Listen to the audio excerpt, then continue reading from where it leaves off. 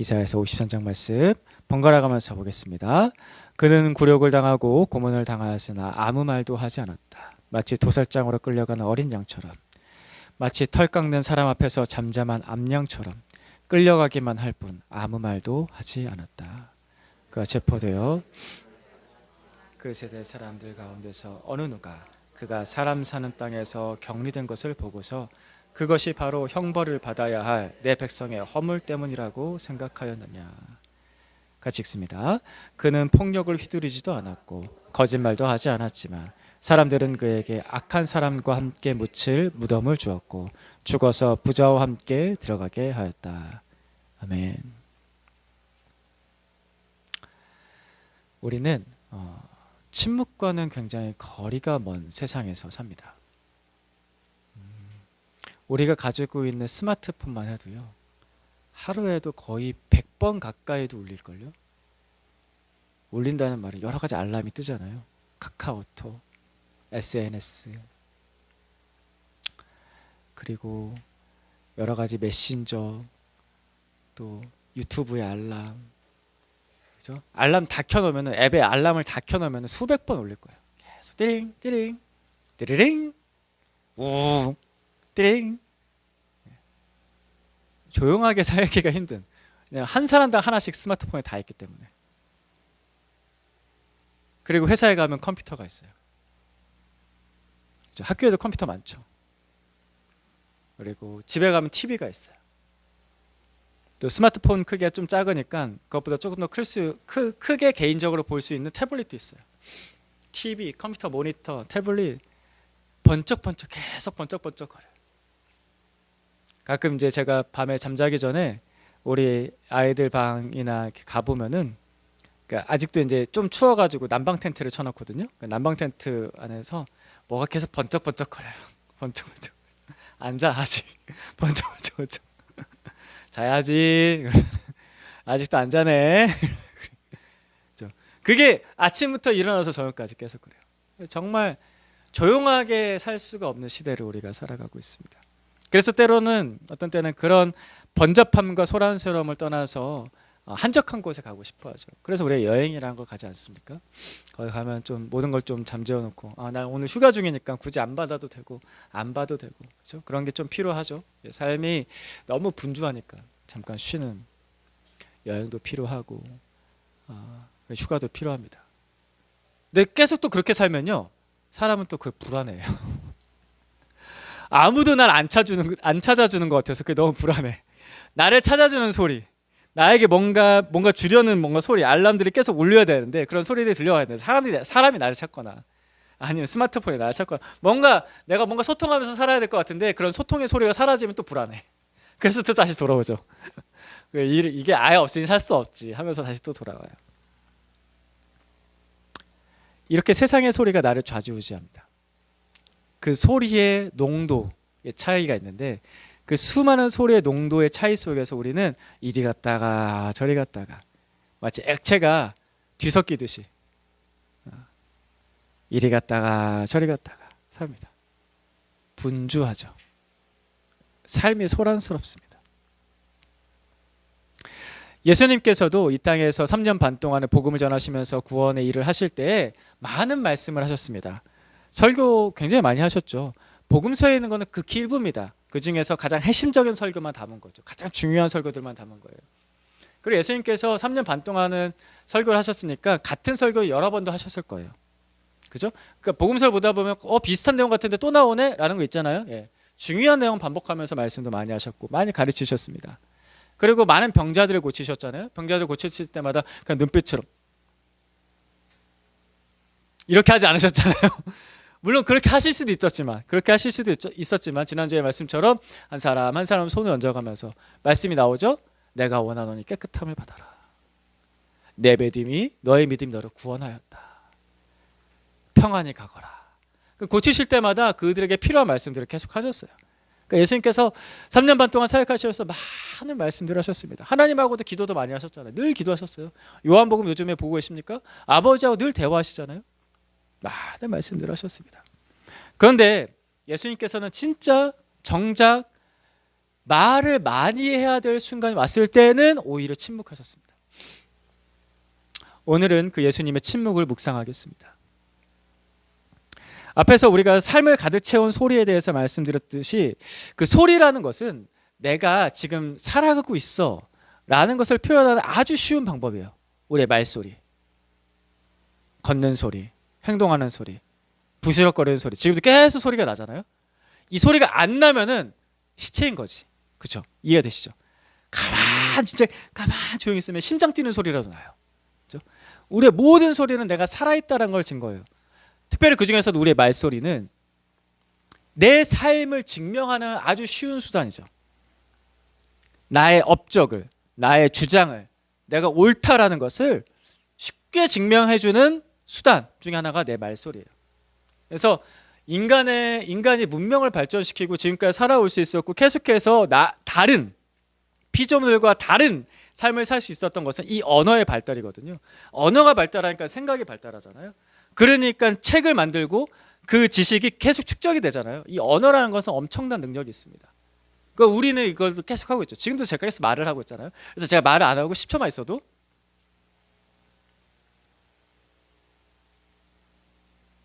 몇 초 지날게요. 지금 10초도 안 지났어요. 이제 어색하죠. 되게 어색하죠. 우리는 수많은 말들을 합니다. 나를 증명하기 위한. 특별히 우리가 법정까지 가지 않더라도요. 나를 변호하는 말을 참 많이 합니다. 자기 변호의 말. 여보, 내가 쓰레기 갖다 버리라고 했는데 왜 아직도 안 갖다 버렸어? 그거 저기 아직 봉투가 다 안 찼어. 좀 더 채워서 버리려고. 아깝잖아. 아니, 내가 그 냄새 나는 거 있다고 했잖아. 빨리 갖다 버려. 얘기했는데 왜 아직도 안 갖다 버려? 참. 그 쓰레기 냄새 나는 거 당연한데 뭘 그렇게 냄새 난다고 그래? 자, 이 부부의 잘못한 점은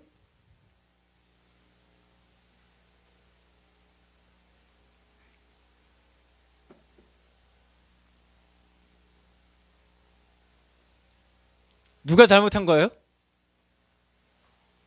뭘 잘못했을까요? 네, 그 쓰레기 갖다 버리면 돼요. 알았어, 내가 지금 갖다 버릴게. 이거면 끝나.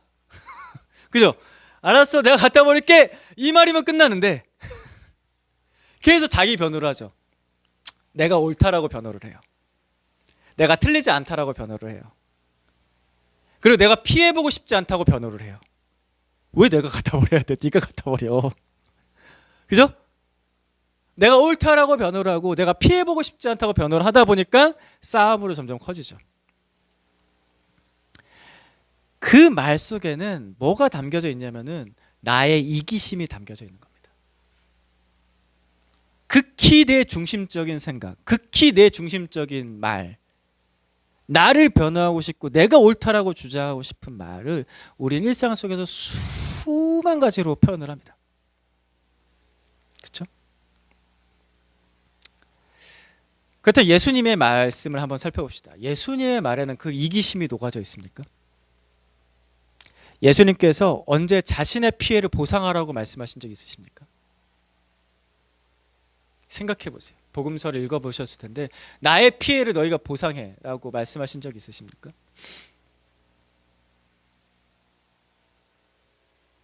예수님께서 언제 나는 잘못한 게 없어, 나의 잘못을 감추겠어 라는 식의 어떤 표현을 하신 적 있으십니까? 물론 그분 죄가 없으시지만.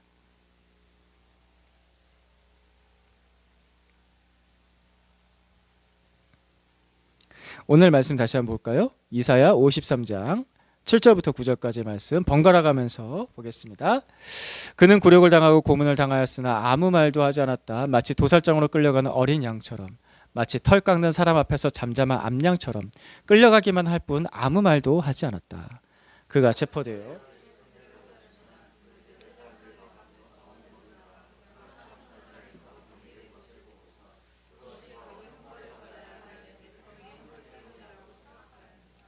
구절 같이 있습니다. 그는 폭력을 휘두르지도 않았고 거짓말도 하지 않았지만 사람들은 그에게 악한 사람과 함께 묻힐 무덤을 주었고 죽어서 부자와 함께 들어가게 하였다. 아멘. 주님은 자기 변호를 적극적으로 해야 되는 그 재판의 순간에, 남들이 예수님에 대해서 정죄하는 그 순간에 아무 말씀도 하지 않으셨습니다. 폭력도 휘두르지도 않고 거짓말도 하지 않고 암양처럼, 어린 양처럼 아무 말도 하지 않으셨습니다. 근데 사람의 특징이 있어요. 이렇게 말을 안 하잖아요. 그러면 더 당당해져요. 고발자가 더 당당해져요. 사람들은 그렇게 말 없는 사람을 아주 쉽게 죄인으로 만들어버립니다. 바보로 만들어버려요. 지가 잘못한 게 있으니까 말이 없지. 유구무원이라고 하잖아. 자기도 부끄러운 거야. 그러니까 말이 없지. 아주 쉽게 사람을 죄인으로 만들죠. 이 세상에는 그런 일들이 비일비재하게 일어납니다. 어린이집에서도, 초등학교에서도, 중고등학교에서도, 대학교에서도, 직장에서도, 가정 속에서도 말 않고 가만히 있잖아요. 바보로 만들어버려요. 사람을 아주 쉽게 죄인 만들어버립니다. 그게 사람의 이기심이죠. 사람의 아주 잔혹함입니다. 그래서 마태복음 27장 말씀에 이렇게 나오죠. 같이 보겠습니다. 시작. 그때 빌라도가 그들에게 말하였다. 그러면 그리스도라고 하는 예수는 나더러 어떻게 하라는 거요? 그들이 모두 말하였다. 그를 십자가에 못 박으시오. 빌라도가 말하였다. 정말 이 사람이 무슨 나쁜 일을 하였소? 사람들이 더욱 큰 소리로 외쳤다. 십자가에 못 박으시오. 십자가에 못 박으시오. 아무 말도 하지 않으시니까. 이 사람들이 아주 그냥 당당하고 뻔뻔해요. 자신감이 넘쳐요. 아주 쉽게. 여기서 십자가에 못 박으시오라는 말은 굉장히 잔인한 말입니다.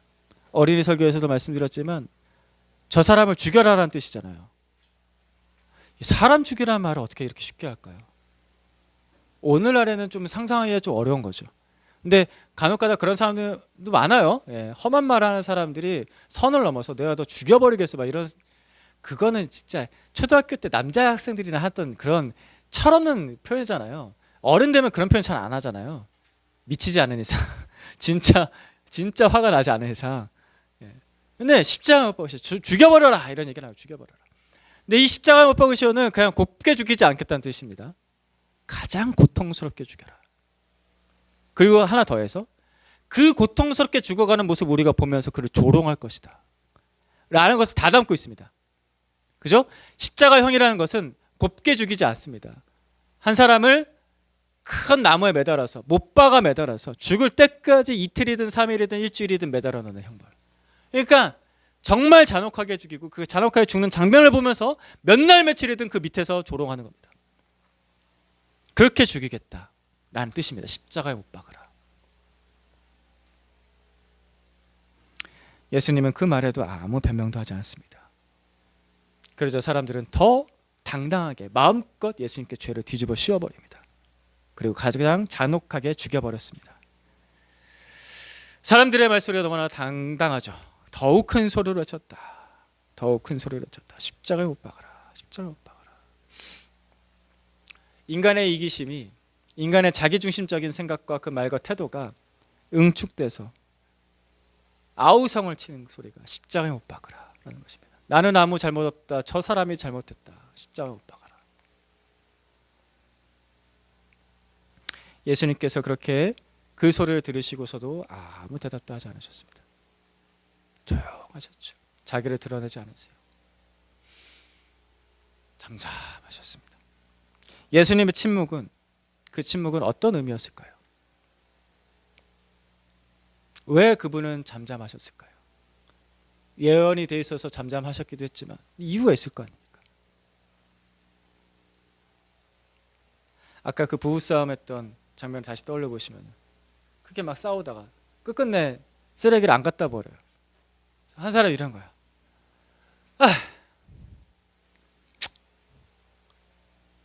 하고서 말을 끊어요. 그때부터 냉전. 이건 무시죠.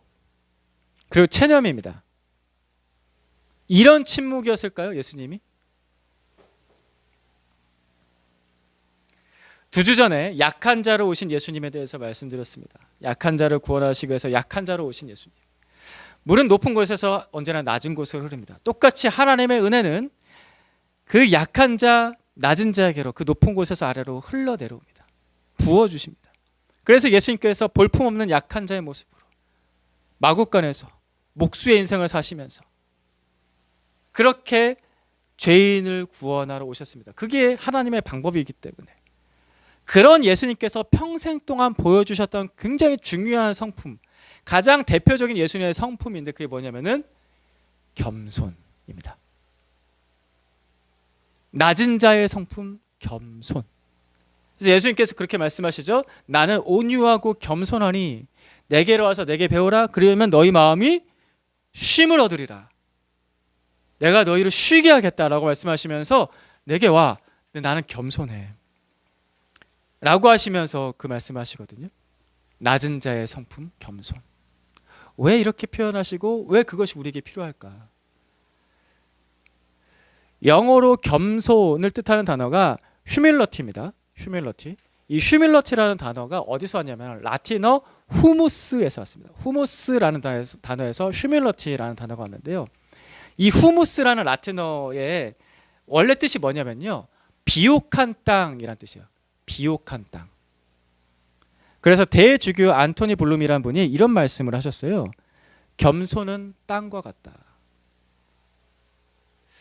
땅은 조용히 모든 것을 용납하는 곳이다.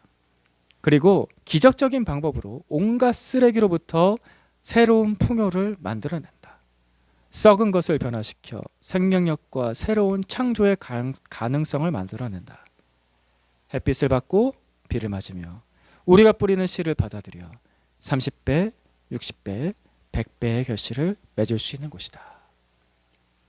겸손은 땅과 같다. 땅은 제일 낮은 곳에 있지 않습니까? 그래서 모든 사람이 다 밟고 다녀요. 제일 낮은 곳에 있으니까. 그 밟고 다니는 땅이 있어야 사람이 살 수 있습니다. 그리고 사람들은 그 땅에다가 쓰레기를 다 버리지 않습니까? 더럽다고도 할 수 있지만 땅은 그것을 계속해서 변화시킵니다. 어떻게든 썩게 만들어서 어떻게든 그것을 양분으로 만들어서 돌려보내려고 애를 쓰고 있는 곳이 땅이죠. 그래서 사람은 그 내가 밟고 다니는 땅, 내가 쓰레기를 버린 그 땅에서 생명을 얻습니다. 영양분을 얻죠. 거기서 모든 사람이 살고 모든 동물이 뛰어다니고 살고 식물도 거기서 자라납니다. 거기로부터 모든 좋은 것들을 공급받습니다. 우리에게 예수님이 필요한 이유가 딱 이와 같습니다.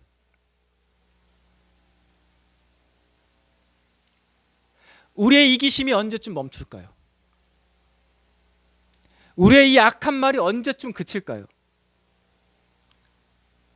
잘 안 멈춰져요. 그리고 죽을 때까지 안 멈출 거예요. 조금 좋아지긴 하겠죠. 예수님 그리스도의 은혜에 성화돼서 거룩해져서 조금씩 좋아지긴 하겠지만 그 죄가 완전히 사라지지 않아요. 그래서 우리는 매일매일 그리스도인은 매일매일 주님 앞에 나와서 회개를 합니다. 주님 저를 용서해 주십시오.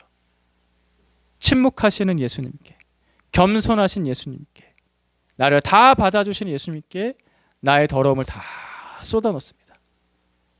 주님은 그 넓은 땅처럼 뭐 우리 집 앞마당만한 게 아니에요. 온 지구보다 더 큰 땅처럼 나를 다 받아주시는 거예요. 그때 나의 죄를 걷다 쏟아놓는데 그 더러운 죄가 하나님께 드려지는 제사로 바뀌어집니다.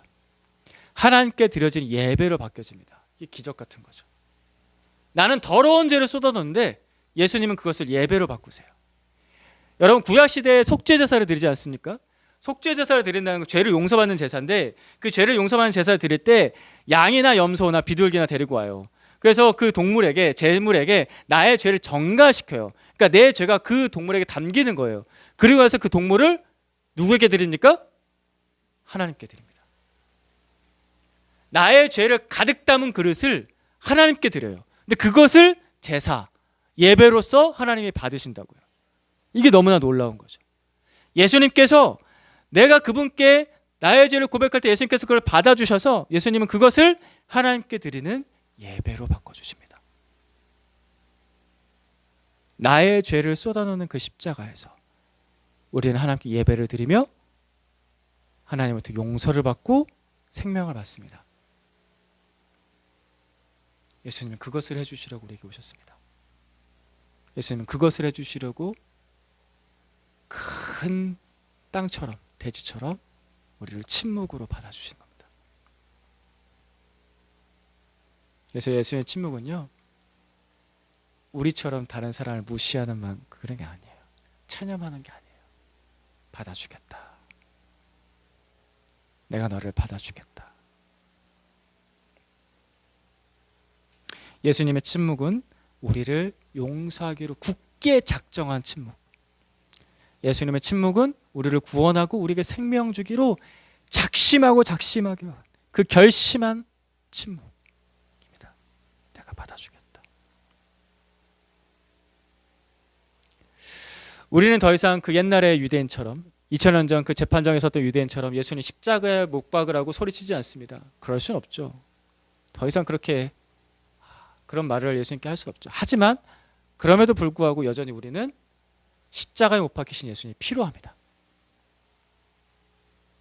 그렇죠? 날마다 필요해요. 큰 대지처럼 나를 받아주시는 주님이 필요합니다. 나의 죄악을 예배로 바꿔주시는 예수님이 필요해요. 그래서 그분께 매일 나아가서 나의 죄악을 쏟아놓는 겁니다. 나를 받아달라고. 이때 그렇다고 해서 뻔뻔하게 하는 것은 아니에요. 이기적으로 하는 것도 아니에요. 유대인들이 자기 변호를 하듯이 난 잘못했고 당신만 잘못했어. 그러니까 당신만 죽어. 이런 식의 태도는 올바른 회개가 아니죠.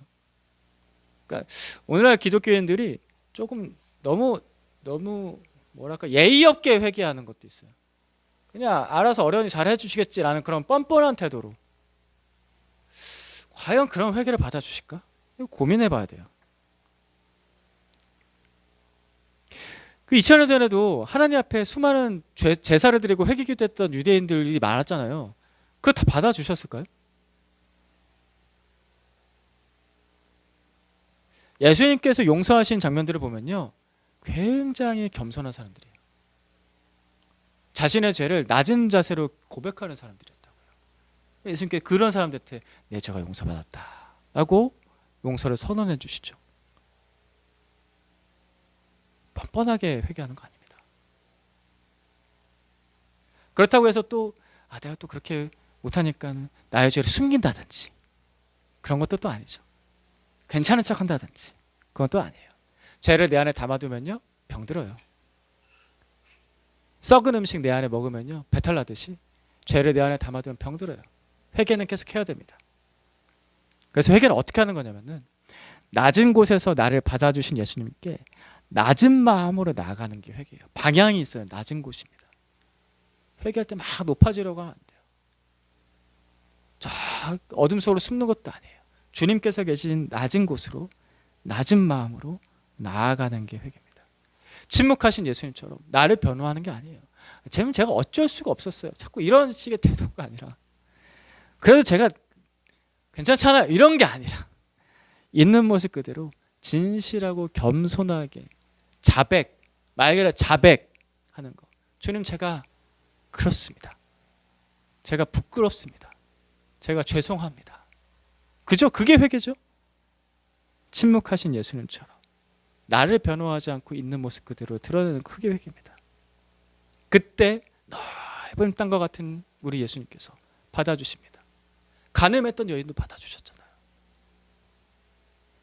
세리였던 사람도 받아주셨잖아요. 예수님은 죄인과 세리의 친구였고 창녀들의 친구였잖아요. 삭개오가 그 큰 부자 세리던 삭개오가 그 5만 가지 사람들을 괴롭히면서 돈을 걷었는데 삭개오가 딱 회개하자 너도 아브라함의 자손이다 라고 받아주셨잖아요. 큰 돼지처럼 주님께서 받아주십니다. 그렇게 회개하는 겁니다. 낮은 곳으로 낮은 마음으로 있는 모습 그대로 나를 변호하지 않고 주님 저를 받아주십시오.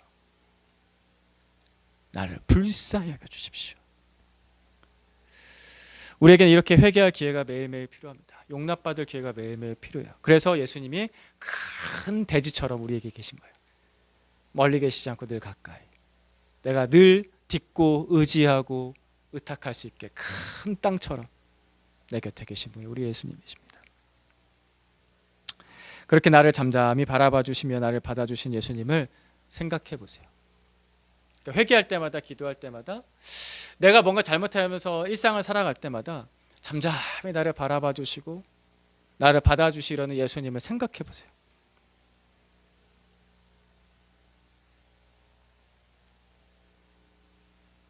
그분을 바라보시고 그분을 묵상하세요. 회개 기도라는 것을, 회개한다는 것을 주문 외우듯이 하는 것이 아니라 예수님의 그 원래 모습 그대로, 그 성품 그대로를 바라보면서 그분께 의지하면서 하는 겁니다.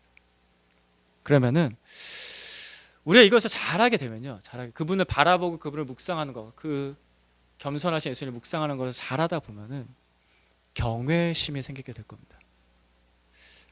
생겨야 되는데 그러니까 잘 바라봐야 돼요. 예수님을 잘 바라보는, 아무 말씀도 하지 않으시고 나를 그냥 무작정 받아주시는, 나를 용서하기로 작정하신 그분의 침묵을 묵상하고 바라보면 경외심이 생겨요. 왜냐하면 그런 분이 없으니까. 내 평생에 그런 분을 계속해서 만날 수가 없으니까. 사람이 한두 번 받아주지, 남편이 아내가 한두 번 받아주지, 아빠 엄마가 한두 번 받아주지, 그죠? 아빠가 3번을 참지 4번을 안 참잖아요. 근데 예수님은 안 그러신다고. 그분은 너무나 달라요. 그래서 경외심이 생겨요. 너무나 다른 그분에게. 그러면 내 입술도 잠잠하게 됩니다. 내 주장하는 그 말들이 잠잠하게 돼요. 그런 변화가 일어나길 축복합니다. 그래서 우리도 다른 사람을 받아주고 예수님처럼 다른 사람을 용서해주는 변화가 일어나기를 기대합니다. 그분을 잘 바라봐야 돼요. 그러니까 나만 용서받는 회개를 하는 것은, 그거는 복음을 진짜 반의 반쪽도 제대로 경험하지 못한 거예요. 그분을 제대로 바라보게 되면은 내 입술이 멈추고 내 이기심이 멈추고 그분을 닮아서 다른 사람을 용서하고 용납하는 방향으로 갈 수밖에 없어요. 그런 부담감을 자꾸 느껴요. 예수님이 그렇게 바라봐 주시는데, 나를 받아주시고 바라봐 주시는데, 내가 어떻게 거기서 받아만 주시고요, 저는 다시 또 갔다가 다시 또 올게요. 어떻게 그러고 살아요? 그게 말이 안 되는 거잖아요. 그죠? 다른 사람을 용서하고 용납할 수 있는 그런 성숙함. 처음에는 나를 받아주시기만 바라죠. 그거는 첫 번째 단계. 근데 나도 다른 사람을 받아줘야겠습니다라고 마음의 변화가 일어나는 거예요. 성숙함인 거죠. 그리스도인은 예수님을 닮아서 성숙하는 사람들이잖아요. 침묵에는 그런 의미가 담겨져 있습니다. 우리의 성숙함. 하고 싶은 말 다 하지 않고. 그리고 또 그러다 보면은 언젠가는 우리 인생 살면서 힘들고 어려운 일들이 있잖아요. 고난이 닥쳐요. 지금은 다 뭐 어느 정도 그래도 살만하고, 조금 아프죠. 조금 아프고 좀 힘들고 한데, 내 인생에 어떤 순간 정말 일어나기 힘들 만큼의 고난이 닥칠 수도 있어요. 그건 모르잖아요. 우리가 세상 살면서 어떤 일이 어떻게 닥칠지, 너무나 힘든 일이 어떻게 닥칠지. 그 아픔과 상처가 온다고요. 이미 겪어보셨던 분들도 계시고, 인생 지금까지 뭐 한 10수년, 그다음에 20, 30년, 30, 40년 살면서 나한테 여전히 남아있는 상처들이 있다고요. 그렇죠? 그것에 대해서 예수님처럼 알 수 없는 거나 이해할 수 없는 거나 억울한 고난에 대해서도 침묵할 수 있는, 그 침묵으로 이겨낼 수 있는 그 성숙함까지 갈 수 있다면 얼마나 좋을까요? 내가 싸워서 이기는 것이 아니라, 내가 옳음을 증명해서 이기는 것이 아니라, 내가 어떻게든 피해 보상을 받아서 이기는 것이 아니라, 어떻게든 내가 받은 대로 저 사람한테 갚아줘서 이겨버리는 것이 아니라, 예수님처럼 침묵으로 그 고난을, 그 고통을, 그 슬픔을 넘어갈 수 있다면 받아주는 거예요. 큰 땅이신 예수님께 잘 붙어있으면 나도 큰 땅의 일부가 되는 거잖아요. 그러니까 받아줄 수 있는 넉넉함이 사실 내 안에는 없지만 예수님 때문에 생기는 거죠. 그럴 수 있다면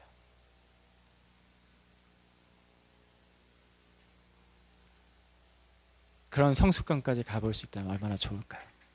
근데 사실 여기까지 가는 건요, 그렇게 쉽진 않아요. 정말 쉽진 않아요. 하지만 우리가 바라봐야 됩니다. 우리는 예수님을 따라가는 사람들이니까. 그래서 이번 주는요, 우리 예수님의 침묵을 좀 묵상했으면 좋겠습니다. 우리 예수님의 침묵을 묵상하고 그 침묵에 의지합시다. 나를 받아주신 그 침묵에. 그리고 침묵을 연습하는 한 주. 이번 주 고난 주간이지 않습니까? 침묵을 연습하는 한 주. 10마디 할 거 한 3마디 좀 줄여보고 하고 싶은 말 막 여기 나오면 그래 받아주자. 5마디 할 거 한 2마디로 줄여보고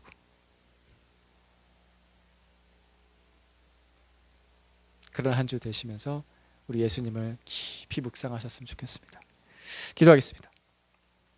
우리 주님, 오늘도 우리를 받아주셔서 감사합니다. 주님, 나를 바라봐 주시고 아무 말씀 없이 안아주시는 우리 주 예수 그리스도께 오늘도 우리의 죄의 짐을 내려놓고 인생의 짐을 내려놓습니다. 주님 안에서 용서와 쉼을 얻게 해주시옵소서. 그리고 우리도 예수님처럼 살아갈 수 있게 인도하여 주시옵소서. 예수님의 이름으로 기도드립니다. 아멘.